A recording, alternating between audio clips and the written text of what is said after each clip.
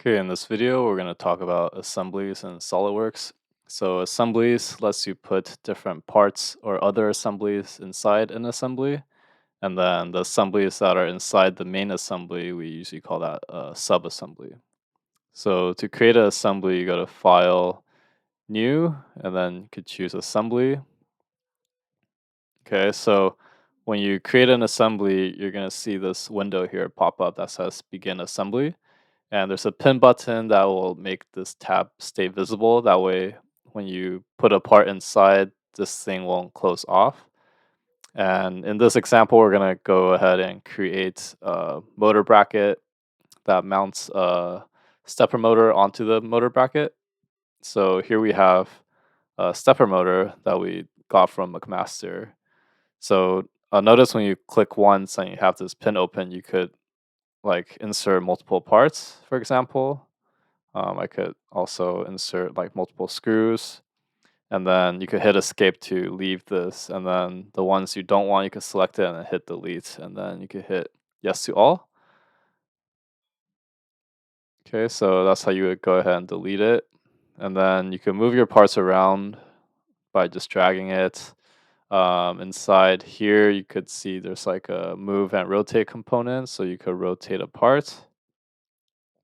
And there's like different drag options, free drag about entity by XYZ. I usually just do the free drag, but you could go ahead and play with other options.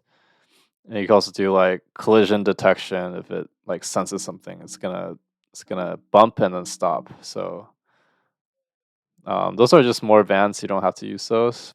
That's just for special things if you want to be fancy, but the normal free drag should be good to go.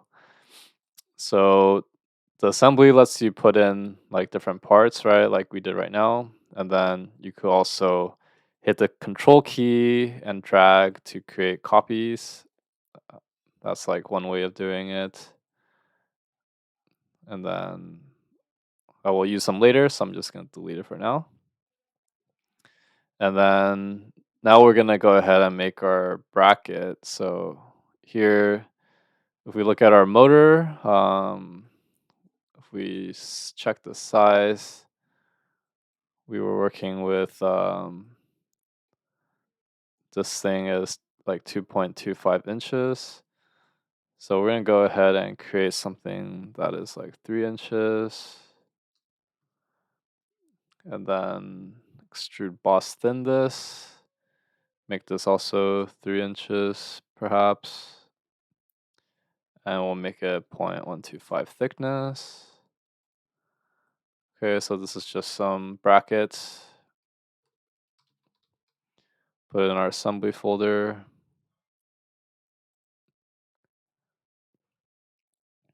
Okay, and then you can also come in here and just drag and drop. That's another way you could insert a part. Okay, so notice right now everything is floating. You could also right click and select fix, then you can't drag this part anymore because it's fixed. So sometimes I like to use the fix to play around with that. And then once you want to move it again, you could choose float and then it'll move around. And sometimes if you just want to look at one single part, you could right click and hit isolate, then it'll make the other stuff disappear. And then you could hit exit isolate to come back to see your part. Okay, so one of the key things with assemblies is I like to orient things in based on the planes I'm working with. So in one of the following videos where we talk about mates, I'll go into more details about that. But for now, let's just consider like looking at an assembly. So when we talked about moving assemblies and then also inserting parts inside the assembly, you can also come to Configuration Manager to create a new configuration of your assembly. We'll talk about that in another video. And then in here in the assembly tab, you can also do like linear patterns. So those are similar to the feature patterns that we did. And then there's like different reference geometries you could do. We could do exploded views. These will be all topics we'll talk about later. And you can also create sketches in your assembly if you wanted to. So usually these might be like certain references you might want to make in your main assembly. And then markup if you want to draw stuff. I don't really use this too much. Evaluates, you could have like mass properties to see like the weight, volume, and moment inertia of all that if you're interested in those information. And then there's like sensors if you want to like keep a measurement of something in your design. You could check for interference or clearance. That might help if you have any issues with your design. And then there's like other visualization tools, performance evaluation, costing, and other things that can help support your assembly. And then stuff with like PLM, if you have like version control or management, there's also add-ins you could play with. But that's pretty much it with assemblies. So once you have your part in there, the key thing is how to mate them correctly. So we'll get more into the mating part in the following video. But one thing to make sure of when you're creating assemblies is you want to make sure that your parts will fit into your designs, right? So in this case, we inserted a bracket, and then if you want to mount something, you need to make sure that everything can fit. So in this case, we have some mounting holes. If we measure this, we'll see that the distance here is, let's drag this, measure this again. Distance is 47.2 millimeters or 1.86. So we could change the units here. Um, Units and precision. Let's go to 3 decimal places. I usually like to do 3. And you can see this was originally designed in millimeters, so we could go with 47.2. So in here we could go ahead and just modify that real quick. Go to Hole Wizard, and we're using a M5, so we're gonna have a M5. Let's go with metric. We're gonna do a tap drill, M5 position. We're gonna go ahead and draw our square. Delete that point, and we will place our 4 here. And then our dimension was 42.7, right? So let me check this. Would you like to rebuild? So we're gonna let it rebuild. So yeah, we have 47.2, right? So if we come back here, you could edit your sketch and then you could dimension this to be 47.2 millimeters. And we can set this equal to this dimension. And then right now we want this to be centered. So maybe I'm just gonna create a line like this.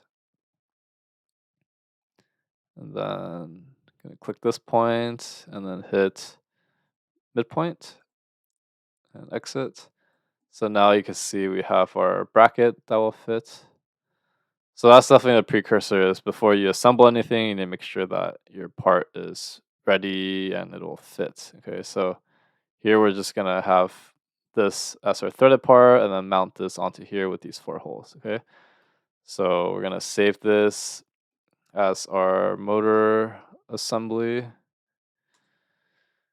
Okay, and then another thing that you can do is if you later decide you want to insert new components, you could insert here, or you could also insert a new part inside this assembly.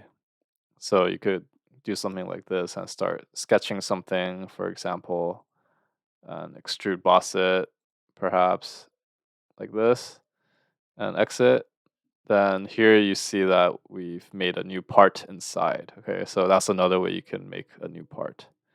But because we don't need this part, I'm gonna just go ahead and right click delete.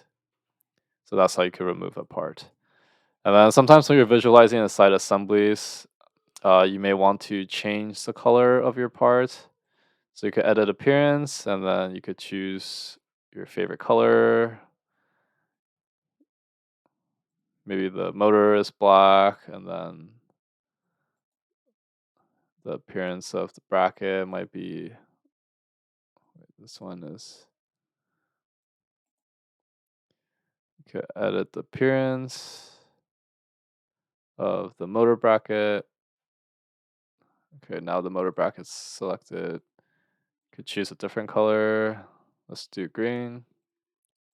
So these different colors can help you visualize better, especially when you have more parts. Okay. And then one last thing is we need to have this dimension here. So notice that this dimension is not being updated. If you go to evaluate and measure, we could check here again.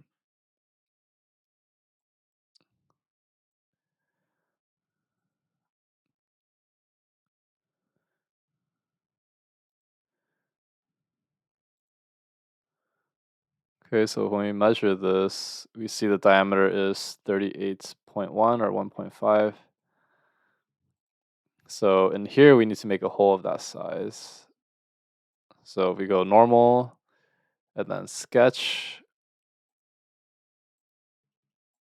can make a 1.5. And if you want to consider tolerancing, I'll have some more videos about tolerancing. But for now, let's say we have a 1 thou tolerance. And you want to center this.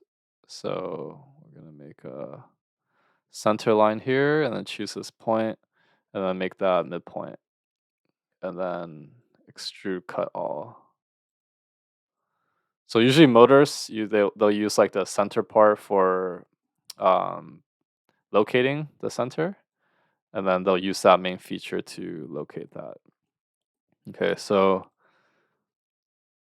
we won't worry too much about the specifics on how to like assemble specifically motors. We'll have another series that talks more about like the nitty gritty details of manufacturing and designing for like mechanical parts. But here the main focus is just like on using SolidWorks. So I'll go more into details that later, and you could comment below if that's something you're interested in too, and I could go into more details. But for now, I think we're pretty much ready to mate, which is going to be the key part of assemblies. Okay, so stay tuned, and if you found this video helpful, give a like and subscribe, and I'll see you in the next one.